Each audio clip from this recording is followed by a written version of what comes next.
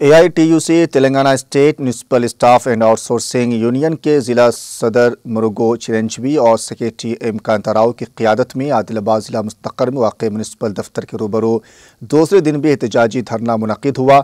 इस प्रोग्राम में मेहमान ख़ुसूसी की हैसियत से AITUC जिला जनरल सेक्रेटरी देवेंद्र ने शिरकत की। इस मौके पर खिताब करते हुए उन्होंने कहा कि गुज़िश्ता 2 दिनों से रियासत की सतह पर म्यूनसिपल मुलाज़िमीन अपने जायज़ मुतालबात की मंजूरी के लिए एहतजाज पर मजबूर हैं। उन्होंने कहा कि म्यूनसिपल कारकुनों को फौरी तौर पर सरकारी मुलाजिमीन का दर्जा दिया जाए। उन्होंने कहा कि मसावी काम का मसावी मुआवजा दिया जाना लाजिम है। उन्होंने कहा कि ड्यूटी के दौरान बदकिस्मती से अगर कोई मुलाजिम फौत हो जाए तो उसके अहल खाना को 25 लाख रुपये एक्स ग्रेशिया और आखिरी रसूमात के लिए मुनासिब इमदाद फराहम की जाए। ज़ेरे इल्तिवा 3 DA फौरी जारी किए जाए और 15% IR नाफिज किया जाए। उन्होंने कहा कि मुलाजिमीन को शोज़, नारियल का तेल, चप्पलें, दस्ताने, गुड़, मूंगफली, पट्टी और दीगर ज़रूरी सामान फराहम किया जाए।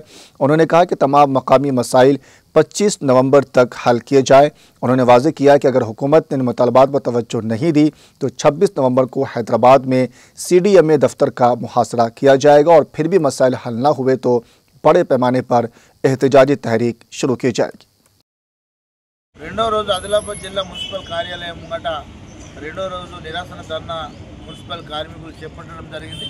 ఈ ధర్నా ముఖ్య ఉద్దేశం ఇలా మున్సిపల్ కార్మికులను కేంద్ర రాష్ట్ర ప్రభుత్వాలు గుర్తిస్తున్నాయి, సేవలు మంచిగా చేస్తున్నారు అంటున్నారు, వీళ్ళకి దండం పెడుతున్నారు, అన్నీ చేస్తున్నారు, కానీ వీళ్ళ బతుకు తెరువు గురించి ఏ ప్రభుత్వాలు ఆలోచిస్తలేవు।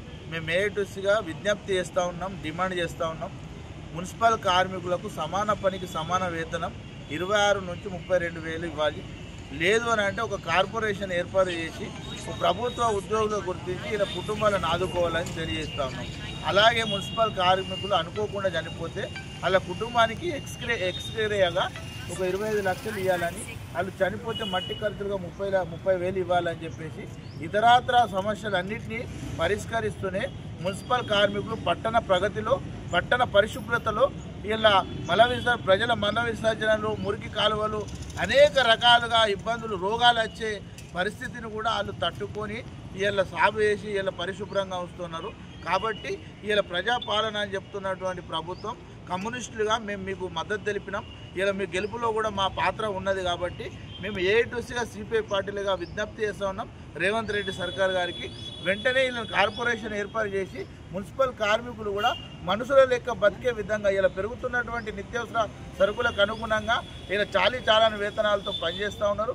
ఇలా పట్టణంలో 49 వార్డులు పెరిగినాయి, కార్మికులు కూడా కష్టం బాగా పడుతున్నారు కాబట్టి అలా శ్రమ దోపిడీ జరుగుతున్నది। ఎక్కడైతే అవసరం ఉంటుందో ఇలా ఏదైతే ప్రజలు ఎంత పెరిగిందో కార్మికులు కూడా అంతే పెరిగితే వార్డులు పరిశుభ్రంగా ఉండే అవకాశాలు ఉంటాయి। ఇలా అనేక కంప్లైంట్స్ వస్తున్నాయి, ఇలా మా మున్సిపల్ కార్మికులే తప్పు చేసినట్టుగా పట్టణ ప్రజలు భావిస్తున్నారు కాబట్టి ఇక్కడ కార్మికులు తక్కువ ఉండడం వల్ల అలాంటి ప్రాబ్లమ్స్ వస్తున్నాయి। కాబట్టి ప్రభుత్వం ఇది కూడా దృష్టిలో ఉంచుకొని ఇలా మా మున్సిపల్ కార్మికులు మనుషులు అన్నట్టుగా ఏదో పొగడతలతో మమ్మల్ని ముంచెత్తకుండా మమ్మల్ని కూడా గుర్తించి సమాన పనికి సమాన వేతనం ఇచ్చి ప్రభుత్వ ఉద్యోగులుగా గుర్తించాలని చెప్పేసి మేము AITUCగా డిమాండ్ చేస్తూ ఉన్నాం।